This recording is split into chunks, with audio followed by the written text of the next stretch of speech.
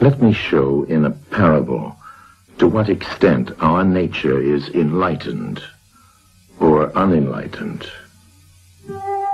Envision human figures living in an underground cave with a long entrance across the whole width of the cave. Here they have been from their childhood and have their legs and necks chained so that they cannot move and can only see before them, being prevented by the chains from turning their heads around. Above and behind them, a fire is blazing at a distance. They see only their own shadows, which the fire throws on the opposite wall of the cave. For how could they see anything but the shadows if they were never allowed to move their heads?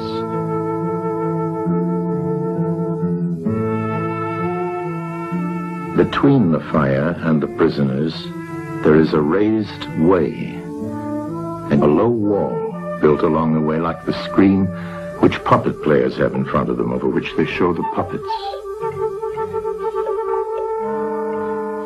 Do you see men passing along the wall, carrying all sorts of articles which they hold projected above the wall? Statues of men and animals made of wood and stone and various materials? Of the objects which are being carried in like manner, they would only see the shadows. And if they were able to converse with one another, would they not suppose that they were naming what was actually before them?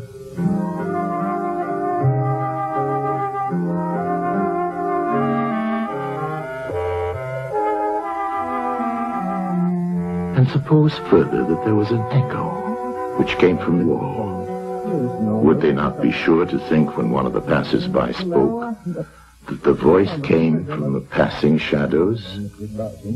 To them, the truth would be literally nothing but the shadows of the images.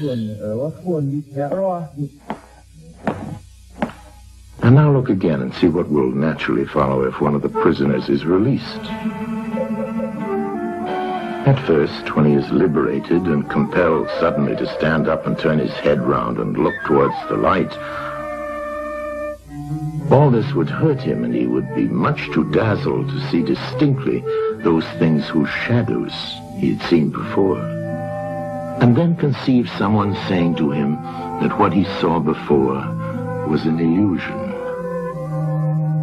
but that now, when he's approaching nearer to reality and his eyes turn toward more real existence, he has a clearer vision. What will be his reply? And you may further imagine that his instructor is pointing to the objects as they pass and requiring him to name them. Will he not be perplexed?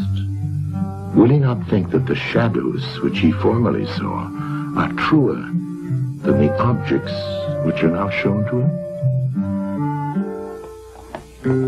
And suppose once more that he is reluctantly dragged up a steep and rugged ascent and held fast until he is forced into the presence of the sun himself.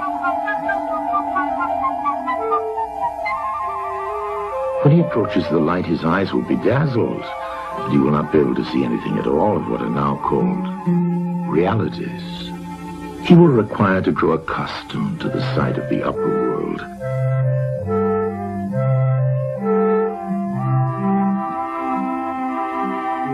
And first he will see the shadows best.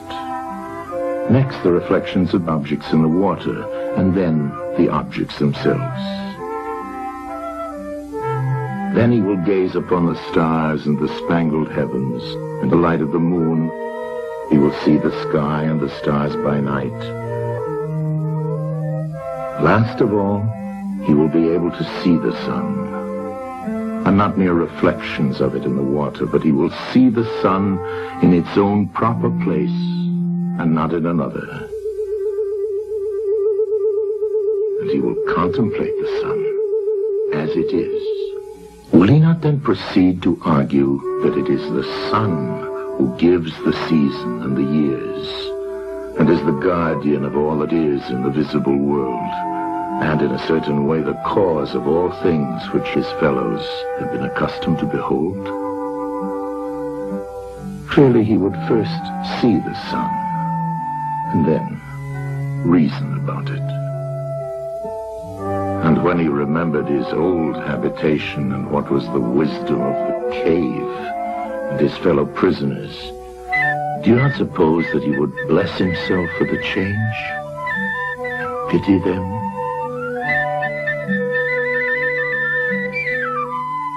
And if they were in the habit of conferring honors among themselves on those who were the quickest to observe the passing shadows, and to remark which of them went before and which followed after, and which were together, and who were therefore best able to draw conclusions as to the future,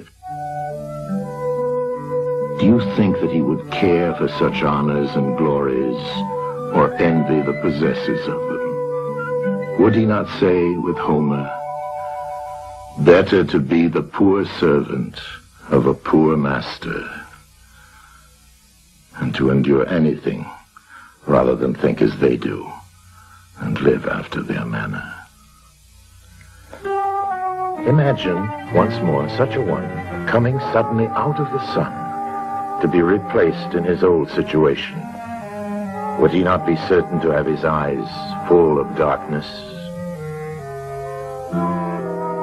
And if there were a contest of measuring the shadows, and he had to compete with the prisoners who had never moved out of the den, while his sight was still weak, and before his eyes had become steady, wouldn't they all laugh at him and say he had spoiled his eyesight by going up there, and that it was better not to even think of ascending?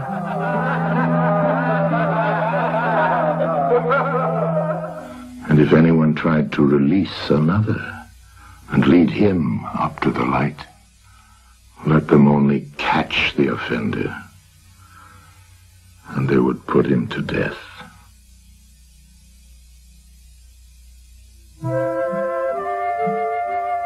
It is the task of the enlightened not only to ascend to learning and to see the good, but to be willing to descend again to those prisoners and to share their troubles and their honors, whether they are worth having or not. And this they must do, even with the prospect of death. They shall give of their help to one another, wherever each class is able to help the community.